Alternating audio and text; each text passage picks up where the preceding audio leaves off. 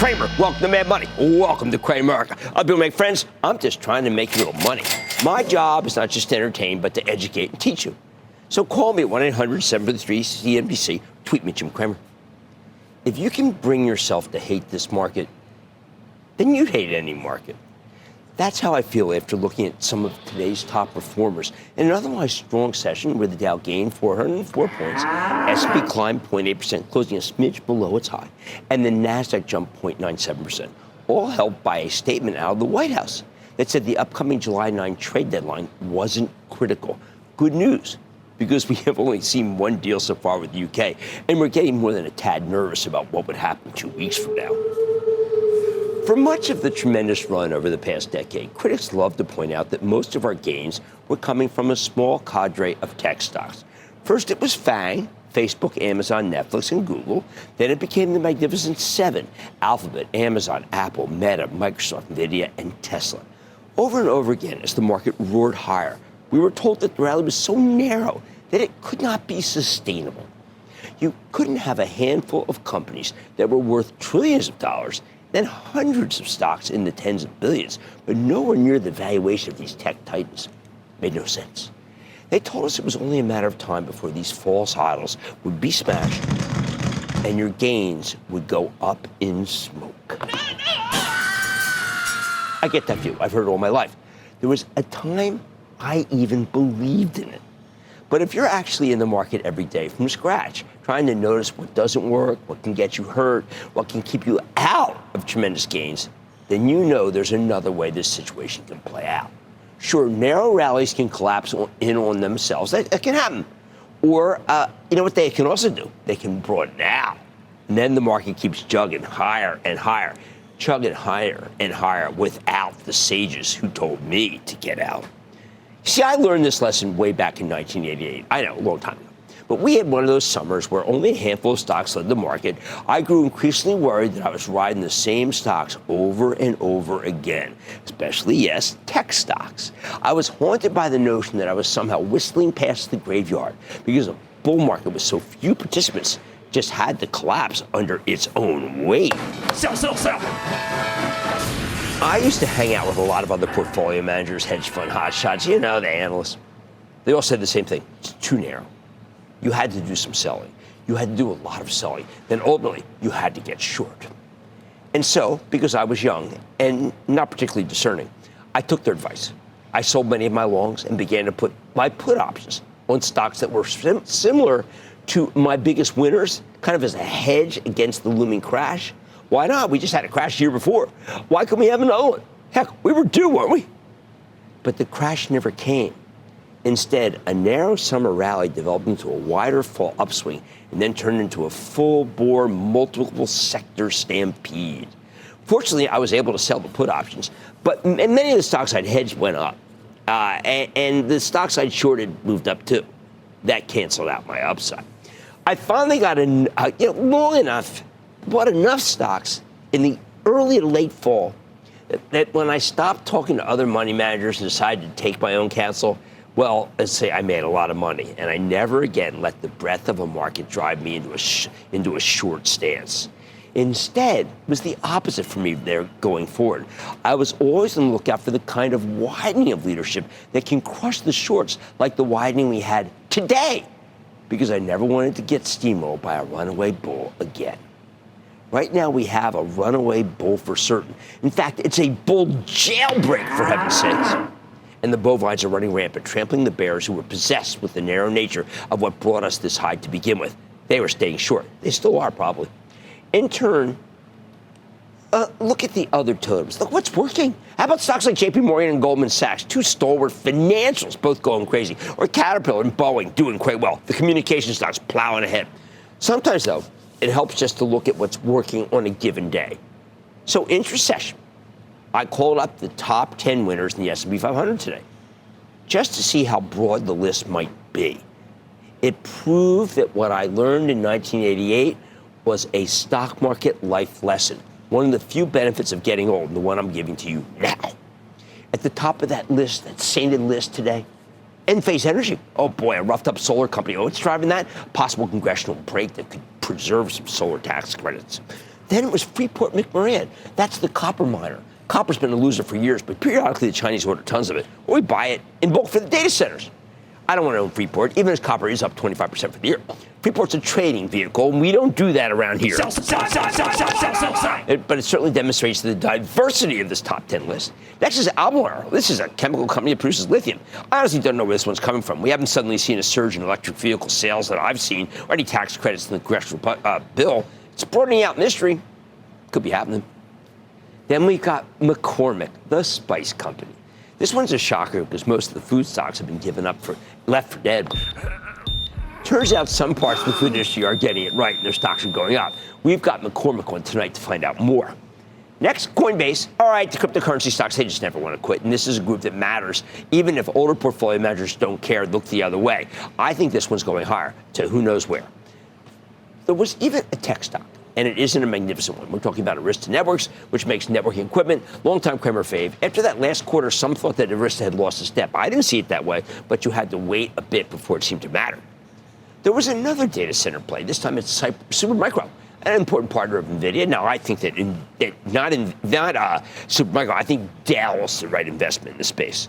But there's no denying it. The stock is doing quite well. Then there's NRG. I mean, it's part of a small group of utilities known for their relatively clean power. And a lot of tech companies want clean energy for their data centers. NRG works directly with them, and it also partners with GE Vernova, a charitable trust holding that makes the turbines for their power plants. We then had Insight. That's a biotech company. It just got a new CEO, Bill Murray. He's an industry veteran known as a deal maker. Makes sense. Murray was previously the CEO of Karuna Therapeutics, which he sold to Bristol Myers for a very nice premium. That better start working soon. Before that, he was chief commercial officer at Allergan. It's a company famous for its deal making. Finally, rounding things out, we have APA, the old Apache. Can run, but it can't hide. This is an oil and gas company, primarily natural gas. Apache's been a huge disappointment over the years. Maybe now that it's APA, it won't be. Well, anyway, maybe M&A's picking up. I had to wonder whether there's something going on here because otherwise it shouldn't be going up. I still prefer Coterra for natural gas. Still, no denying that Apache's cheap versus assets and no denying that it's not a tech company. Here's the bottom line. For years, we were warned that our rallies were too narrow. Now we got a broad leadership group. Today was a solar, couple of minerals, crypto platform, 2 data center stocks, a utility, biotech, and a natural gas producer. That's what I call a real broad, bullish rally. Everyone who warned you that the market was too narrow to go higher is now either closing out their short positions or getting their faces ripped off. Neither's a good thing. Why don't we go to Corey in Tennessee? Corey! Hey there. Good evening, Jim. Good evening. First, just want to say thank you for your stock insight. I'm a more recent viewer of your show than probably most of your callers, but I've been watching for several months now and really appreciate your take on things. Well, I am glad you joined us. I'm glad you joined the list of Cramericans. We come out here every night hoping to have more population. You're terrific to add to it. How can I help you? Absolutely love it. I'm trying to iron out my conviction in Google, at least in the short term. I currently hold a position. I'm a believer in the company long term. I think the company has a lot of great things going for it. YouTube, Waymo, Gemini Cloud. I think they did start a little bit behind the competition when it comes to AI development and had to play catch up a little bit. But I think they've now not only caught up, but are, in my opinion, poised to maybe be considered the leader among the competition. So I'm a believer long term. In the short term, though, I do work. All right. Well, look, I do not think it's the leader, and I do think that it's going to be challenged because it has to balance the basically its old Google business with a Gemini, and I don't think that's going to work out. But I was concerned about the Justice Department suit when I sold the stock. That was a mistake because I think that all that would ever happen is they'd break it up, and then you would get YouTube, you would get Waymo, and you'd get search. So I don't like it, but I understand the long side thesis.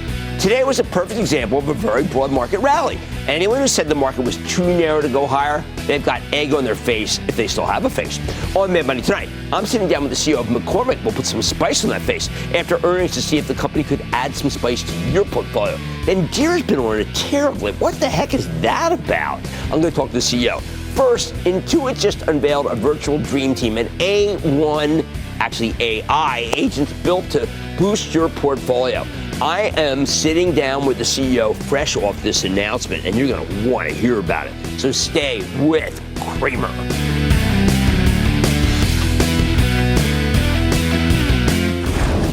Don't miss a second of Mad Money. Follow at Jim Cramer on X. Have a question? Tweet Cramer. Hashtag #MadMentions. Send Jim an email to madmoney@cnbc.com or give us a call at 1-800-743-CNBC. Miss something? Head to madmoney.cnbc.com.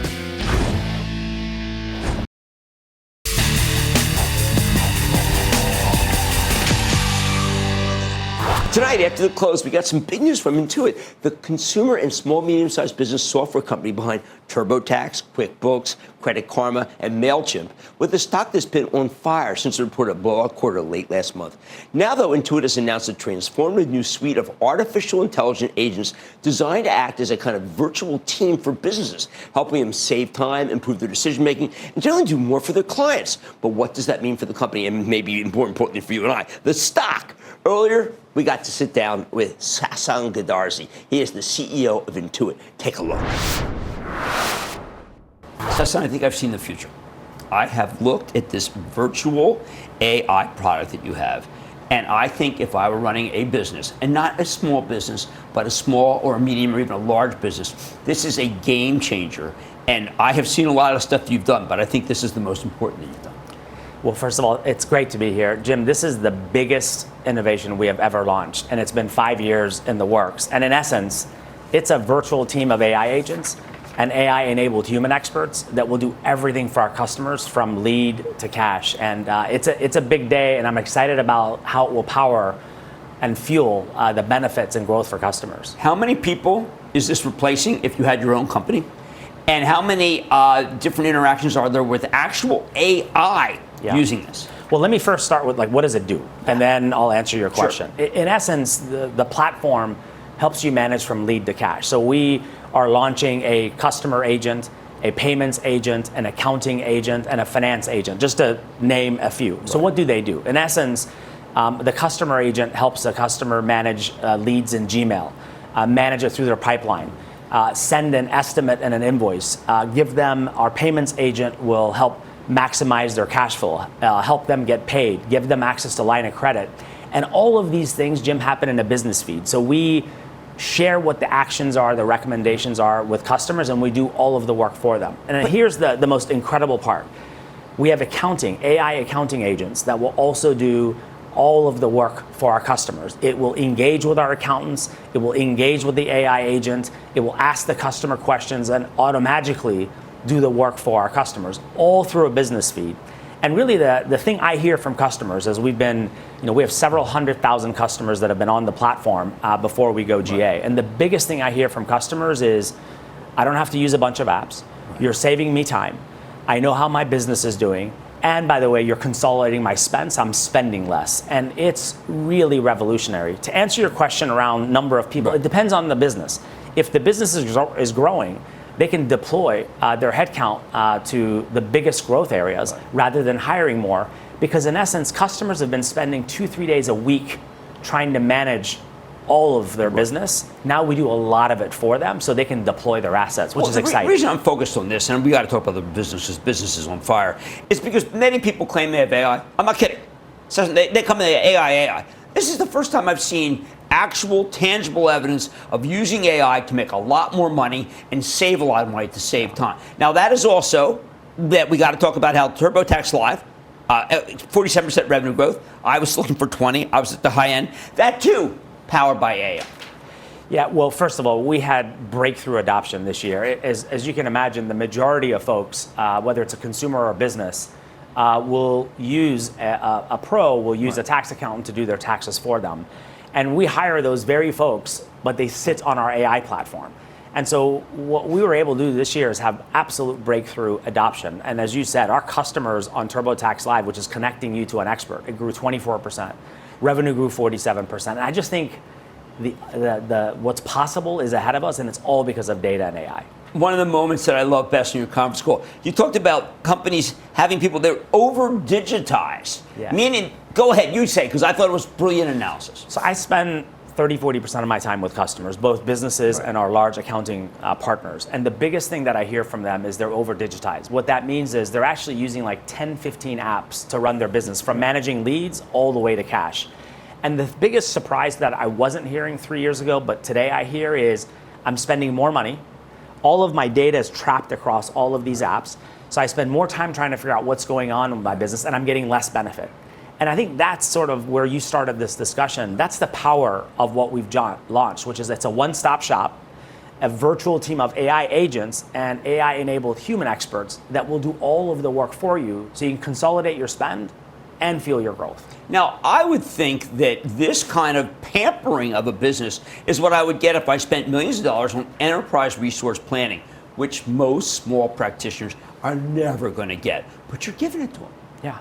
I mean, we win based on everything I hear from customers is based on experience, price, and total cost of ownership. I mean, the reality is with just depending on the size of your business, you can consolidate all of your spend and from lead to cash run your entire business in one place. And little things, you and I were just talking about this before we started, like you can have a handwritten note or a picture of a receipt. You take a picture and our platform will create an estimate, an invoice. It will do the accounting for you. And imagine the amount of time that you save by very basic things like uploading files, us being able to read your Gmail and create estimates for you. It's revolutionary. And by the way, it's hard. We've been at this for 5 years because the accuracy of what we do matters a lot. And it's really amazing to have our AI agents and AI-enabled human experts work in harmony to deliver the benefits and the experience. I'm sure there's still people out there who say, well, wait a second. There's no way an accountant would ever recommend this. They would want that business. Isn't it the opposite? You flipped the whole paradigm. Well, our accountants, as we've been walking them through the platform, some of them have been part of our process of beta and alpha. The thing they've shared with us is I can actually now do advisory work rather than doing a bunch of manual work, cleaning the books, taking all of this files and receipts and figuring out how to put it in the platform. You're doing it for us, and I can actually advise the business. So it's good for them, it's good for the business, and it's great for Intuit. I would have to believe also that one of the things that you and I both know trips up most businesses, the government. And it's because you don't comply. This by itself would give you a lot of ability to be able to comply with all the state and Fed tax organizations and all the other regulatory organizations because you got the documents right in front of you. That's right, because a business has to do their taxes. There's also payroll tax, there's sale tax, and you know when you have the data investments that we've made, all the machine learning and Gen AI investments that we've made, we do a lot of that automation. And if we detect an anomaly or an error, this is where our AI agents take over and will automatically engage with a human expert to get it right for the customer, which means less penalties. And me too. Credit Karma is doing incredibly well. You just got to tell us people because I mean, I got people who check every day. Now, I don't know if they should do that, but the numbers are pretty great. Well, first of all, we bought Credit Karma to integrate it with TurboTax. Right. So we have one platform in one place that you can manage, from credit building to wealth building, and all of the innovation the team is driving is what's driving the growth. Well, look, I'm sorry. Some people say, "What? You're a homer for this." Look, I used your stuff. I have a lot of small businesses. We would be helpless without what you do, but more importantly, we would be spending way too much money without you. And now with the AI, I mean, it is brilliant. We're excited about the future. Congratulations. Thanks. Sesson Godarzi, CEO of Intuit. Coming up, this agriculture play has been running fast as a deer. But can the stock continue to keep the pace? Cramer plows for answers. Next.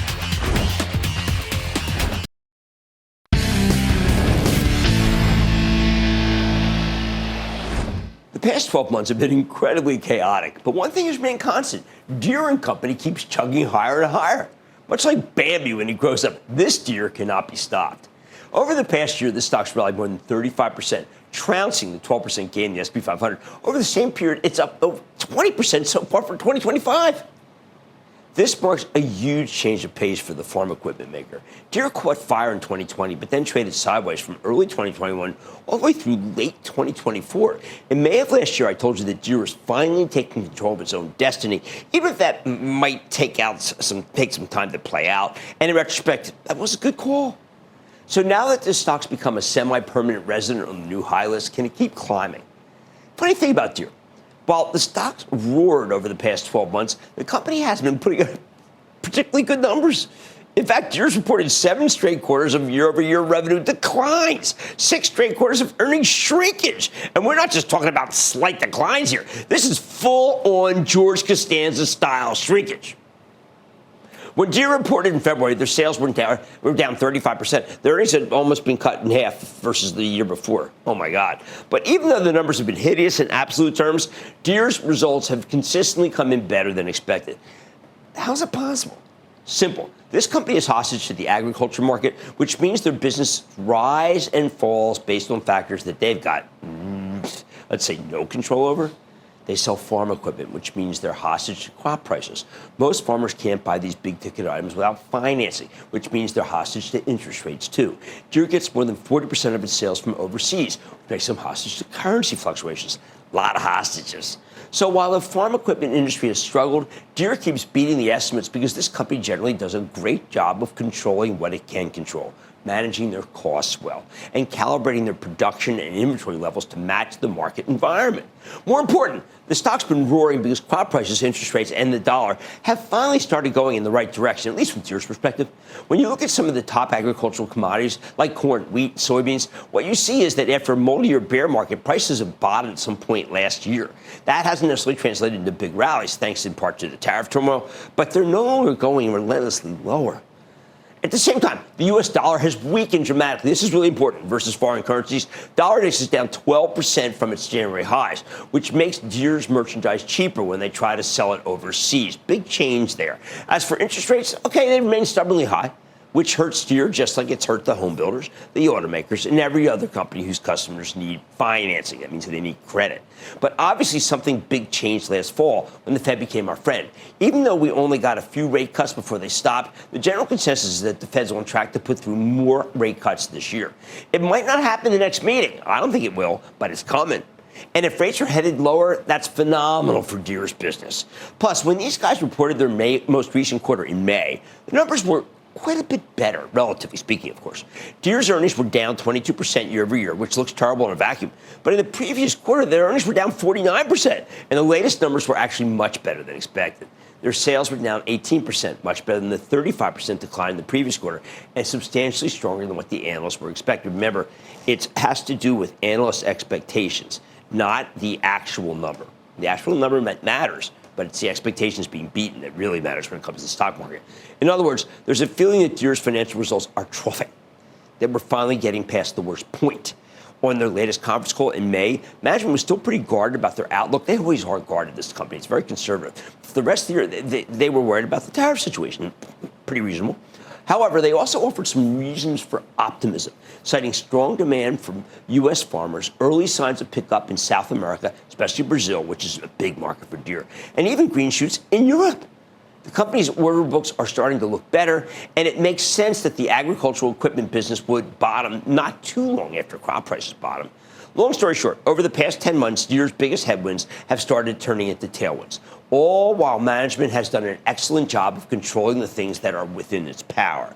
Plus, there are all long-term reasons to like Deere that never really went away. This company is still the king of farm equipment with best-in-class technology.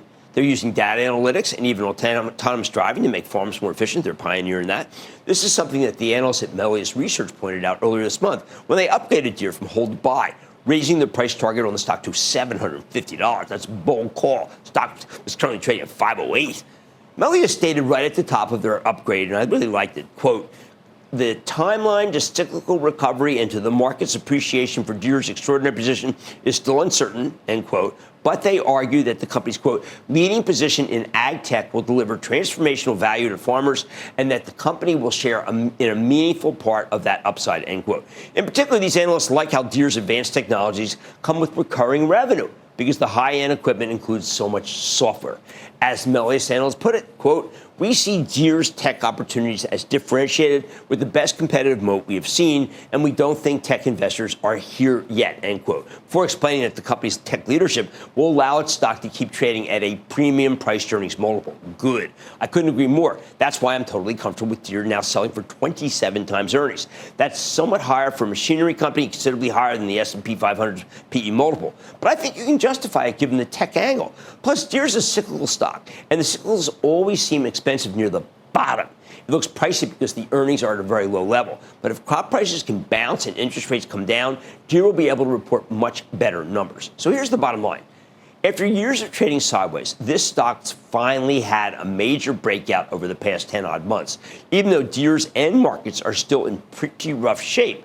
But the stock's working because the company always had great execution and the agricultural equipment business is turning around. That's why I think its rally so far can be justified and why I think it will continue to run. Let's take some calls. Let's start with Lewis in Florida. Lewis. Yeah, Jim, I've been watching your show for 20 years. Thank you. Well, thank you for watching for 2 decades. I'll take that. I'm retired. I don't need the money right now, but I'm a little concerned about my nice gains that I have in my energy positions. So my question is, do I hold or trim Enterprise, Chevron, Exxon? Okay, I'll tell you how I feel about the oil business. I don't like it, but I do like the dividends. Because of the dividends, I'm willing to bless them. But if they didn't have good dividends, believe me, I wouldn't come near the group because I think that the group is just not in good shape. Let's go to Etan in Pennsylvania. Etan. Hi, I have a question about a stock that I bought at a high and then's been a bit downhill ever since, Target. Right. Now, remember, we don't care in this show. We don't care where a stock is going. We care about we don't care where it's come from. We care where it's going. And I've got to tell you, this stock, obviously, everybody's got almost every single person in the country has a loss in this thing right now. So that doesn't matter. It yields 4.6.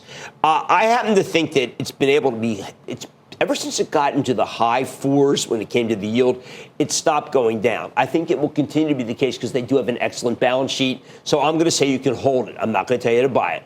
Let's go to Milton in Indiana. Milton. Hey, Cramer, thanks for taking my call. United Healthcare. I bought some 3 weeks ago, half of what I was going to buy, like you suggest. Is it time to buy the other half or wait? Well, I've got to tell you, there's going to be what I think is a clearing event on July 29th where they're going to talk about it. And I think that you may have to pay up 50 points if it turns out it's a good event. But I'm not going to tell you to buy more right now. And why? Because they had irregularities. And the irregularities mean to me that maybe it's more of a dice roll than you think. I happen to think, by the way, that Steve Hemsley, who's the CEO, I think the world of him. That makes me inclined to say keep the stock. But I can't tell you to pound the table. Because in the end, United Health did some things that were wrong. And when you do something that is wrong, I do not put my name on your stock. I think things are finally looking up for Deere. And with the ag business turning around, I think Deere can keep winning. Watch more Mad Money. I include my exclusive with McCormick, one of today's big winners. How has the spice and flavor company been adapting to a changing consumer tariff landscape? I'm going to talk to the CEO. Then, have you taken a look at the stock of NVIDIA lately? You could have made a lot of money if you'd just done this one thing, and I'm going to tell you what it is. Of course, calls, light and loud, so much ahead. Stay with Cramer.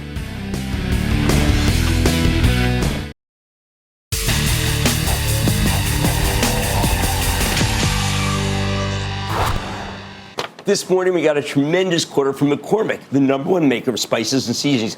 It took a lot of people by surprise. Wall Street was worried that McCormick would be hampered by the volatile consumer environment, especially all that tariff turmoil.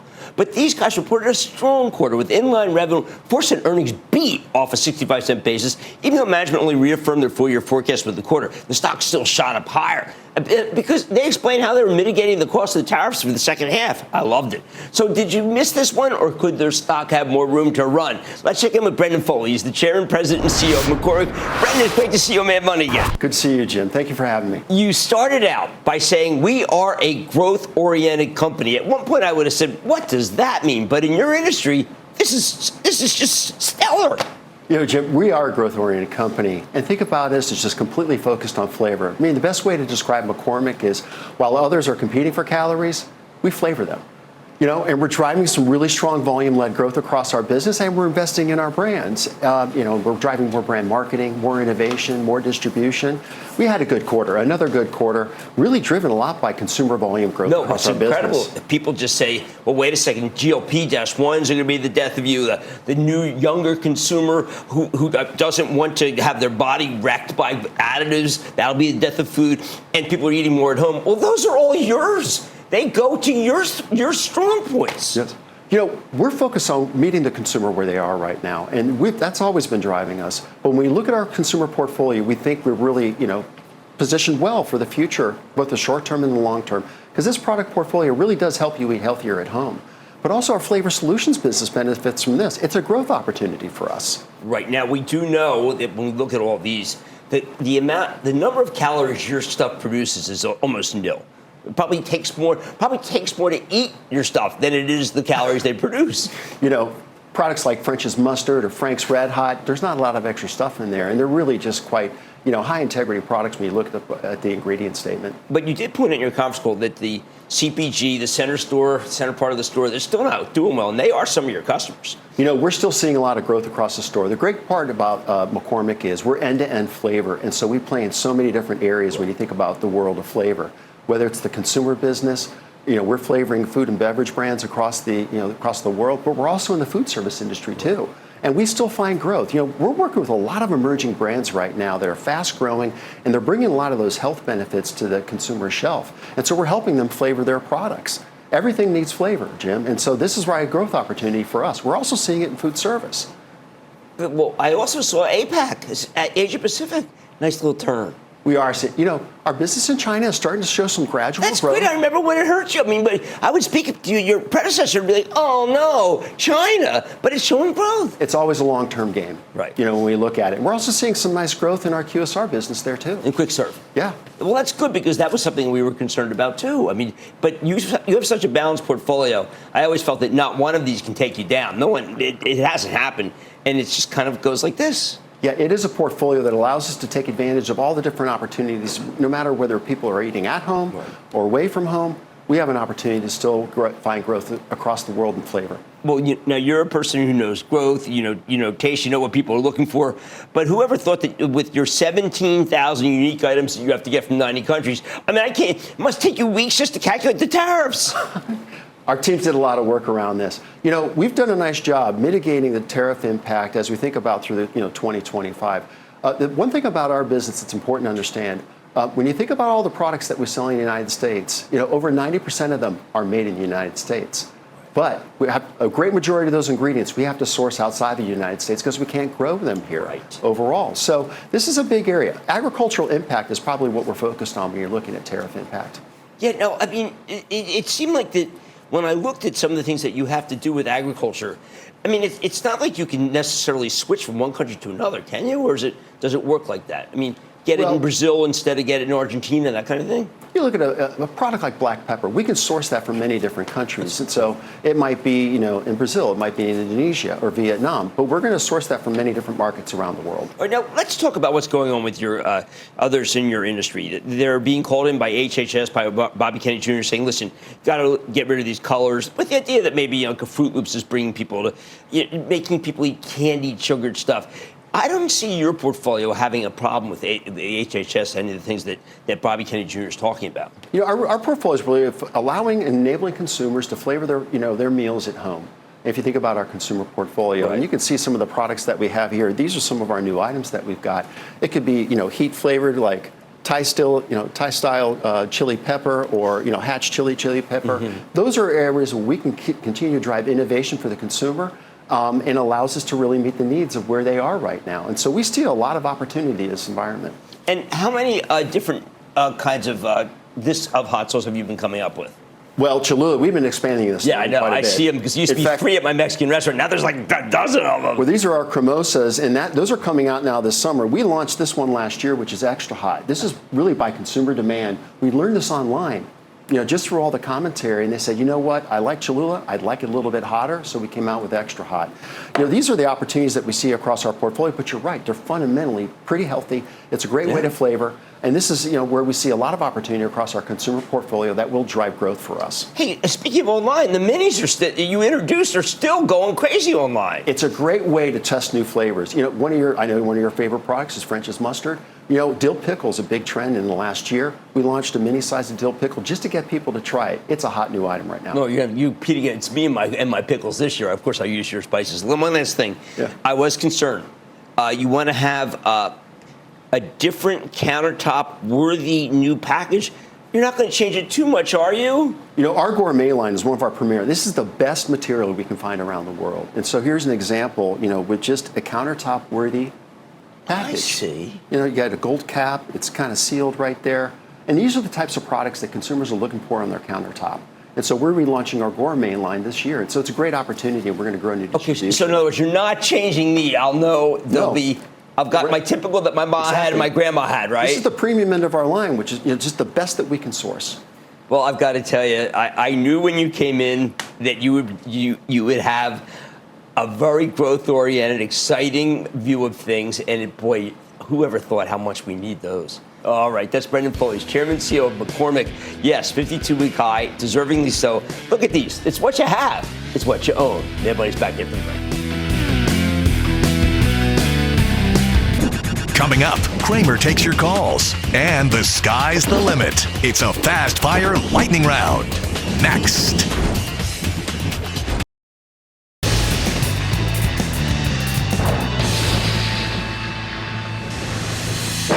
It is time. It's time for the light round. For loneliness, I'm saying, bye. Just don't need a call. Some step was great. Play this out. And then the lightning round is over. Are you ready, Ski Daddy? Time for the lightning round. Kramer is right. We're going to start with Ned in Ohio. Ned. Good afternoon, Professor Cramer. How are you, sir? I am good. Thank you for calling, Ned. How can I help? Well, I wanted to talk to you about Marathon Petroleum Company. It's the largest petroleum refining, marketing, and transportation company in the U.S. Yes, and it's a good one. I think you want to own that stock. I like it very, very much. And I just think that it's one of the few in that group that I actually want to own. Let's go to Robert in Connecticut. Robert. Hey, great big booyah to you, Jim, from the Nutmeg State. Jim, I want to get your take on the only autonomous trucking company with pilotless vehicles on the road as we speak. Aurora Innovations. I know the company, and here's what I'm going to say about it. There'll be another time in the show where I said, listen, that's too speculative. But I have seen these speculative stocks go up, and I'm not going to make you sell Aurora Innovation when a headline would cause that stock to double. Let's go to Braden in Florida. Braden, you're up. Jim. How's it going? Booyah. I'm doing well. How about you, Braden? I'm doing great today. Listen, I'm a young stock picker on the TikTok, and I'm a big fan of QXO. I love Brad Jacobs. I'm a little concerned the company's been a bit over its skis with debt. I think true value is around $12. Is this a good time to buy, or should I hold off? I am going with Brad Jacobs. He's the Houdini of people. He's a billion. How to make $1 billion? Makes $1 billion when he walks down the street. He makes $1 billion when he looks out the window. I want to be in this billionaire train. Let's go to Gary in Alabama. Gary. Hey, Jim. I first want to say that I'm a new club member. I finally joined yesterday. Excellent. I watched your monthly meeting, and it was fantastic. I think it's already paid for itself, and I want to encourage everyone out there to please join the club. You won't regret that. That is fabulous. So, I did not tell. I don't know Gary from Alabama. I don't. But I greatly appreciate that, Gary. Thank you. You're welcome. I'm so glad I did. Anyway, I've made money on the stock a couple of times. It's a Josh Brown favorite. I actually bought it yesterday, and then I thought, what the heck did I do that for without talking to you? My stock is Toast. Oh, I know that Josh likes that. Now, I like Toast, too, because I was in the restaurant business. I thought it was a commodity. It's proprietary. They're taking it the whole world by storm. You got a good one there. And thank you for joining the club. And that led to conclusion of the Lightning Round. The Lightning Round is sponsored by Charles Schwab.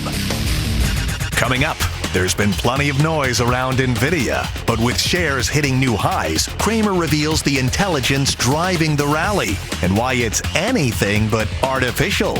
Next.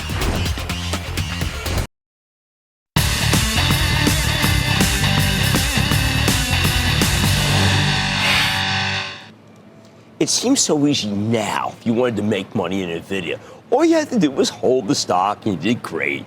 There was no sweat to it at all. Right back in action, right back to the all-time high list. Except that's just not true. Holding NVIDIA for most of the year was one of the most grueling interludes I've ever seen. Just think of what happened since the stock last hit new highs back in January. First, the company had to deal with President Biden's last-minute AI diffusion rules, which restricted where NVIDIA could sell its best chips. The Biden administration made a list of 18 friendly countries that were free of restrictions, but tons of close allies didn't make the list, including many EU countries as well as Mexico, even Israel. It was totally absurd, but NVIDIA had to comply. Then we learned that there was this Chinese outfit called DeepSeek. It had come up with a new way to train AI models for a fraction of what the hyperscalers are spending. DeepSeek never actually broke out their hardware costs, but everyone assumed these revelations were deadly for NVIDIA. And of course, like so many other companies with lots of international exposure, NVIDIA got crushed on Liberation Day, with the tariff terror sending the stock down to the mid-80s. Then the Trump administration told NVIDIA that they couldn't sell even their older AI chips to China, something even Biden had allowed. The company had to take a $4.5 billion charge on inventory it had made for China that couldn't be repurposed to sell anywhere else. It was then effectively shut out of what CEO Jensen Huang said was a $50 billion market. In return, the AI diffusion rules were at least bagged in May, allowing many more countries to buy NVIDIA's best chips. You could argue it was a kind of a nice trade-off, but the Chinese market shutdown loomed much larger. And throughout this whole period, we were told endlessly that NVIDIA was charging too much for its merchandise and that the customers were rebelling. We heard that Amazon was going to go against them with its own chips multiple times on that one, that the other hyperscalers weren't happy with the prices they had to pay and were balking at its prices, that it was absurd for NVIDIA to have the same valuation as a software titan like Microsoft or a hardware titan like Apple. And hey, what would happen a couple of years down the road when the competition finally caught up to these guys? Wasn't that the DeepSeek message? Weren't these customers spending way too much on these chips with not enough to show for it? Oh, and wasn't the stock way too expensive? Wasn't that why Jensen Huang was selling tens of millions of dollars worth of stock? It was such a nonstop torrent of negativity. Oh, my. Now we look back and we realize that while China mattered, there was plenty of other business to go around.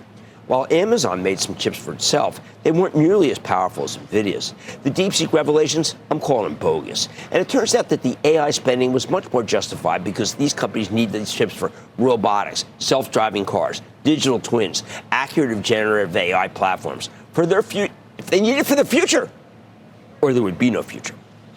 Plus, when NVIDIA bottomed in April, it was selling for just 20 times its earnings, making it cheaper than the average stock in the S&P 500. In reality, even though the stock fell off a cliff in January, nothing had changed at the company. NVIDIA was unchallenged and remains integral to the new industrial revolution. It's behind the new industrial revolution. It didn't just matter that it was just a semiconductor company any more than Microsoft was just a software company or Apple was just a cell phone company, which really isn't even true. All of these winners, including NVIDIA, are much more than what they're typecast as. NVIDIA really isn't a semiconductor company. It's a platform of chips with tons of software that makes it truly unassailable, run by arguably the greatest visionary on Earth. But unless you had that conviction, you never would have made it through this gauntlet of negativity. It's the only reason we were able to stick with NVIDIA for the Chapel Trust despite almost 3 months of hideous losses. Let me leave you with one last thought. This gauntlet may seem like a one-of-a-kind steeplechase for this amazing company, but these barriers to ownership have been put up again and again and again through the many years that it took for NVIDIA to become the biggest stock ever. It's caused millions of people to jump out of it rather than into it and stay with it, like so many CNBC Investing Club members have told me that they were able to do. Congratulations to those few of you who made it through. Congratulations to CEO Jensen Huang, who never lost his heart, never lost his temper, and never lost his integrity. He and his team just keep their heads down and push the plow for you, the intrepid shareholder. Jensen, thank you. No one has ever done it better. Like I said, there's always a bull market somewhere. I promise I'll find it just for you right here on Mad Money. I'm Jim Cramer. See you tomorrow. All opinions expressed by Jim Cramer on this podcast are solely Cramer's opinions and do not reflect the opinions of CNBC, NBC Universal, or their parent company or affiliates, and may have been previously disseminated by Cramer on television, radio, internet, or another medium. You should not treat any opinion expressed by Jim Cramer as a specific inducement to make a particular investment or follow a particular strategy, but only as an expression of his opinion. Cramer's opinions are based upon information he considers reliable, but neither CNBC nor its affiliates and or subsidiaries warrant its completeness or accuracy, and it should not be relied upon as such. To view the full Mad Money disclaimer, please visit cnbc.com/Mad Money disclaimer.